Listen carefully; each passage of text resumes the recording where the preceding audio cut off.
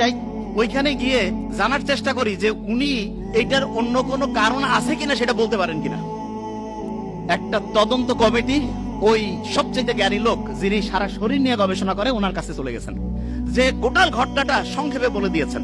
ওই জ্ঞানী লোক যার কাছে গেছে উনি হচ্ছেন, আমরা যে মেডিকেল সায়েন্স পড়ি এইটার ফাউন্ডিং ফাদার। আসলে ফাউন্ডিং ফাদার বললে একটু ভুল হবে, ওনার নাম হচ্ছে হিপোক্রেটাস।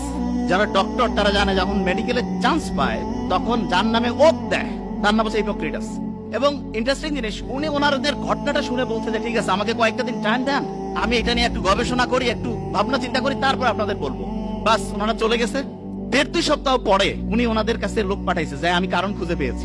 সব লোক অধীর আগ্রহে অপেক্ষা করতেছে কারণটা কি।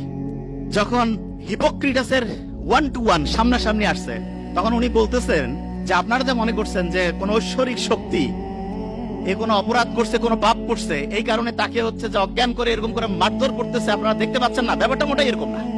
তা ব্যাপারটা কি বলছে, ব্যাপারটা হচ্ছে মাথার মধ্যে বিভিন্ন ক্রিয়া বিক্রিয়া হয়। এই ক্রিয়া বিক্রিয়া 440 হইলে যেমন যে ভোল্টেজ আছে না, এমন হয়ে যায়, দেখা যাচ্ছে মেশিন টেশিন সব অকেজ হয়ে গেছে, ওর মাথা ওই সময় অকেজ হয়ে গেছে এবং এই কারণে সেন্সলেস হয়ে গেছে এবং সারাটা শরীর কাঁপতেছিল। এই কথা শোনার পরে অনেকে একটু বিশ্বাস করছে, অনেকে একটু অবিশ্বাসও করছে যে বিচারককে বাঁচানোর জন্য এরা কোনো ভিতরে ভিতরে কায়দা কানুন করছে নাকি। ওনারা ওইখান থেকে হিপোক্রেটাসের কাছ থেকে যখন ফিরে আসছে, আসার পরে ওনাদের কাছে আলাদা করে একটা লোক ওইখানে বন্দী করা ছিল, কিন্তু ওনার নির্বাসনে পাঠায়নি। কেন? কারণ হচ্ছে যে বিচারক নিজেই হচ্ছে যে অজ্ঞান হয়ে গেছে, যে আসলে কারণটা কি সেটা না জানা পর্যন্ত বের করা যাচ্ছে না। তখন করছে কি, এরা একটু রাগান্বিত হয়ে করছে যে না নিশ্চয়ই সামথিং ইজ রং, কোথাও যেন একটা মিস্টেক হচ্ছে। কয়েকজন যে মাথা আঘাত করে দ্বিখণ্ডিত করে ফেলছে।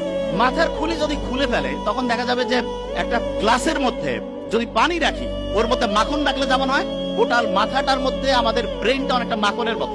তো ওরা দেখতেছে কই কিছুই তো দেখা যায় না, কোনো ক্রিয়া বিক্রিয়া নাই, নিশ্চয়ই তাহলে ওই জ্ঞানী লোক কোনো কায়দা কানুন করে আমাদের বোকাশোকা বানাই দিচ্ছে। এরা আবার ওইখানে দৌড়েছে, যাওয়ার পরে বলছে যে কই আমরা তো কোনো ক্রিয়া বিক্রিয়া দেখতে পাচ্ছি না। উনি তখন ওনাদের বুঝাইছে যে দেখো মাথার মধ্যে যে ক্রিয়া বিক্রিয়াটা হয়, এটা যদি লক্ষ লক্ষ কোটি কোটি ক্রিয়া বিক্রিয়া এক জায়গায় করি, একটা ছোট্ট বালুকণার সমান হবে না। বলে তাই নাকি? হ্যাঁ। বলছে যে মাথার মধ্যে ক্রিয়া বিক্রিয়া হচ্ছে এবং এইটার কারণেই এই লোকটা অজ্ঞান হয়েছে। আজ থেকে 2500 বছর আগে যখন কোনো টেকনোলজি ছিল না, কোনো পরীক্ষা নিরীক্ষা ছিল না, তখন হিপোক্রেটাস এই ঘটনাটা বলছে। এবং এখন আমরা হচ্ছে মাথাকে স্ক্যান করি, স্ক্যান করার জন্য একটা পরীক্ষার নাম আছে, আমি কিন্তু ধরবো, বি কেয়ারফুল। পরীক্ষাটার নাম হচ্ছে ইইজি। কি নাম?